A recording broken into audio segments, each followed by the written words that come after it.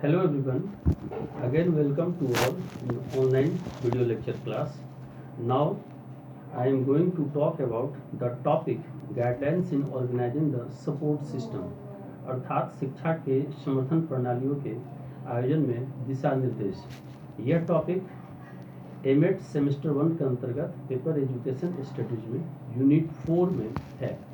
इसके पूर्व में सपोर्ट सिस्टम ऑफ एजुकेशन के बारे में मैंने प्रिंसिपल्स और उसके अलावा सपोर्ट सिस्टम क्या है इससे संबंधित पूर्व के वीडियो में मैं वीडियो लेक्चर में बता चुका हूँ। जहाँ तक दिशा निर्देश की बात होती है तो सपोर्ट सिस्टम यानी शिक्षा की जो समर्थन प्रणालियाँ वह सही तरीके से काम करें और बच्चों का और ख़ासकर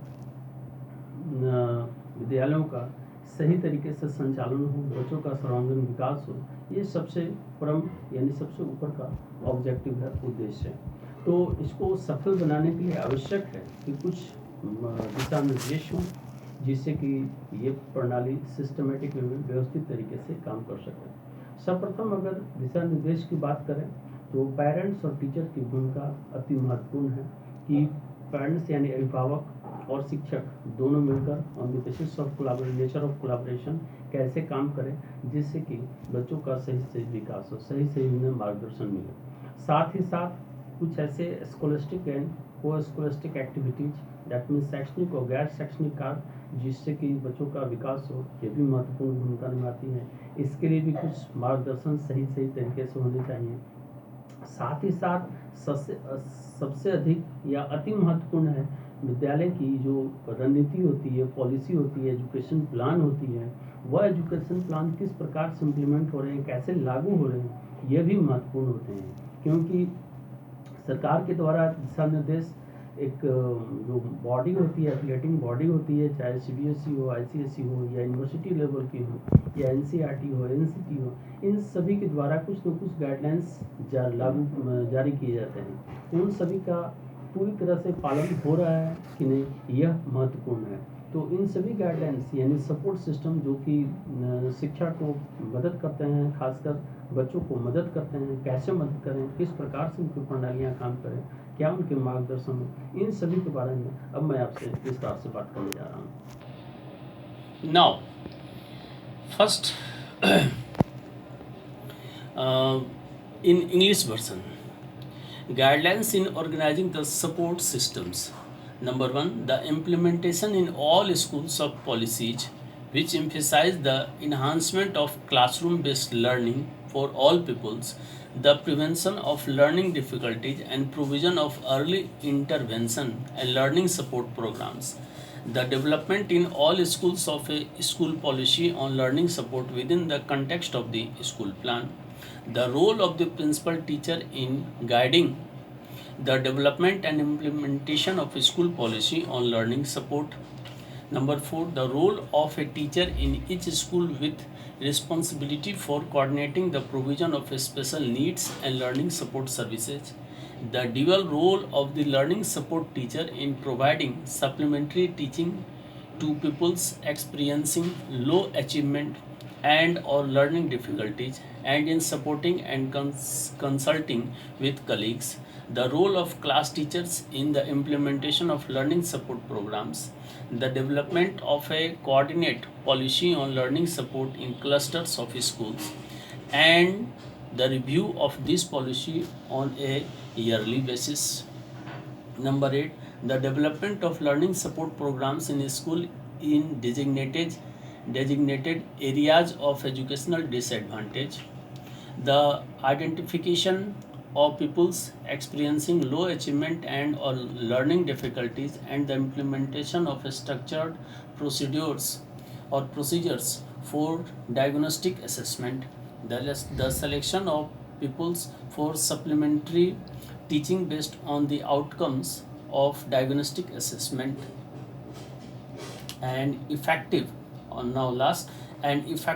learning support service can play a central role in the raising of national standard in literacy and numeracy and in providing the opportunity for every pupil to reach a competent level in these areas.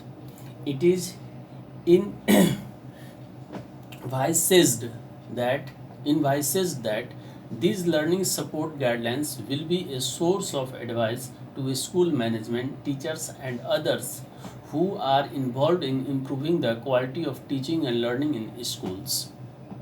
Now अब मैं इसे हिंदी में थोड़ा स्पष्ट कर दूं। समर्थन प्रणालियों के आयोजन में दिशा निर्देश सभी स्कूलों के यानी विद्यालयों के कार्यान्वयन नीतियाँ जो कि वृद्धि में जोर देती हैं कक्षा आधारित सभी विद्यार्थियों के लिए सीखना, इसकी सीखने की कठिनाइयों में रोकथाम और शुरुआती हस्तक्षेप के प्रावधान और सीखने समर्थन कार्यक्रम, स्कूल योजना विद्यालय योजना के संदर्भ में सभी स्कूलों में विकास सीखने के समर्थन पर स्कूल नीति, मार्गदर्शक में प्रमुख शिक्षक भूमिका के विकास और कार्यान्वयन सीखने के समर्थन पर स्कूल नीति। नंबर 4, प्रत्येक स्कूल में एक शिक्षक समन्वय की भूमिका के लिए जिम्मेदारी, विशेष जरूरतों और सीखने के प्रावधान, समर्थ सेवाएं, सीखने समर्थन की दोहरी भूमिका पर पूरक प्रदान करने में शिक्षक कम अनुभव वाले विद्यार्थियों को पढ़ाना, उपलब्धि और या सीखने की कठिनाइयों के साथ समर्थन और परामर्श में सहयोगी। नेक्स्ट, कक्षा शिक्षक की भूमिका में सीखने समर्थन का कार्यान्वयन कार्यक्रम। नंबर 7, एक समन्वित नीति का विकास स्कूलों के समूह में सीखने के समर्थन पर और एक वार्षिक पर एक इस नीति की समीक्षा आधार सीखने समर्थन का विकास नामित स्कूलों में कार्यक्रम, शैक्षिक नुकसान के क्षेत्र, अनुभव करने वाले विद्यार्थियों की पहचान, कम उपलब्धि और या सीखने कठिनाइयों के कार्यान्वयन निदान के लिए संचालित प्रक्रियाएं, आकलन, पूरक के लिए विद्यार्थियों का चयन के परिणामों के आधार पर शिक्षण, नैदानिक मूल्यांकन।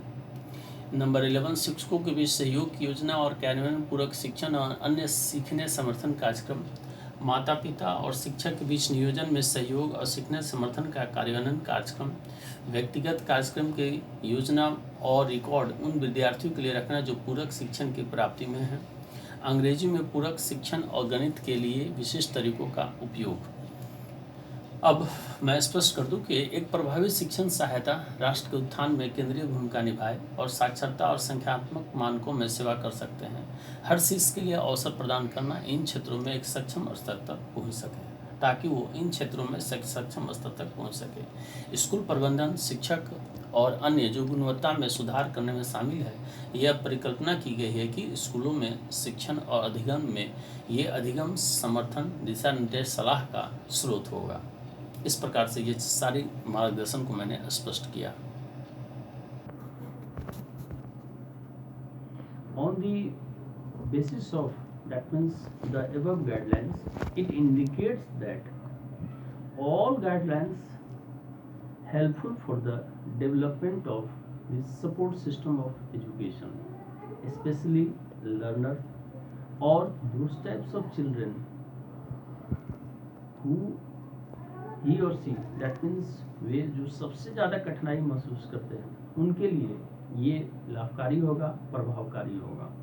That means all guidelines especially related to the teacher and parents along with school, it is fruitful, फलदायी हो सकता है and to create a perfect learning environment.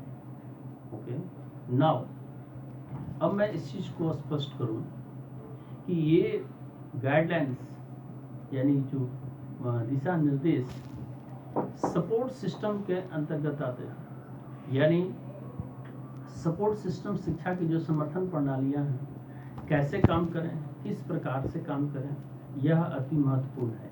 योजनाएं, नीति या पॉलिसी, कार्य योजना विभिन्न प्रकार का उसका बनता है, निर्माण होता है, लेकिन ये प्रभावी तभी हो सकता है जब इसका सही तरीके से कार्यान्वयन हो। साथ ही साथ यहाँ पर एक कोऑर्डिनेटर यानी समन्वयक की भूमिका अति महत्वपूर्ण हो जाती है। अगर वो सही तरीके से कोऑर्डिनेट करें छात्रों के साथ, शिक्षकों के साथ और जो सपोर्ट NGO या अदर जो ऑर्गेनाइजेशन है वो सभी अगर वो सही तरीके से काम करेंगे तो निश्चित ही एक अच्छे सिस्टम, एक अच्छी व्यवस्था और साथ ही साथ जो छात्रों की विभिन्न तरह की समस्याएं होती हैं जिससे कि वो स्ट्रेस में, दबाव में आते हैं, पढ़ाई नहीं कर पाते हैं, तो उस अवस्था में जो स्कूल की पॉलिसियां हैं, स्कूल की रणनीति है, स्कूल की जो तरीके होते हैं वह कहीं न कहीं मदद करते हैं। तो इस प्रकार से ये प्रिंसिपल्स और गाइडलाइंस इन सभी को मैंने स्पष्ट किया, क्लियर किया, और आपके लिए ये सपोर्ट सिस्टम महत्वपूर्ण रहेगा और आप इसे इसके प्रिंसिपल और गाइडलाइंस को नोट्स तैयार करें और इसे इसी तरह से अध्ययन करें। अगले क्लास में मैं आपसे डिपार्टमेंट ऑफ पब्लिक इंस्ट्रक्शन से संबंधित चीज़ों को बात करूंगा और मिनिस्ट्री ऑफ HRD के बारे में भी बात करूंगा, साथ ही साथ एजुकेशनल इंस्टीट्यूशंस के बारे में और एजेंसियों के बारे में भी बात करूंगा। तो मैं मिलता हूं अगले वीडियो में अगले क्लास के लिए। अब इस वीडियो को आप लाइक करें, शेयर करें, ऐसे संबंधित कोई कमेंट्स हो जो कि वीडियो से रिलेटेड हो या टॉपिक से रिलेटेड हो तो आप मेंशन करें, उससे मैं स्पष्ट करूंगा। ये ऑलरेडी यूट्यूब चैनल में भी उपलब्ध है, इसलिए आप इस चैनल को सब्सक्राइब करें ताकि समय पर आपको वीडियो अगले क्लास का वीडियो वो अपलोड हो जाए।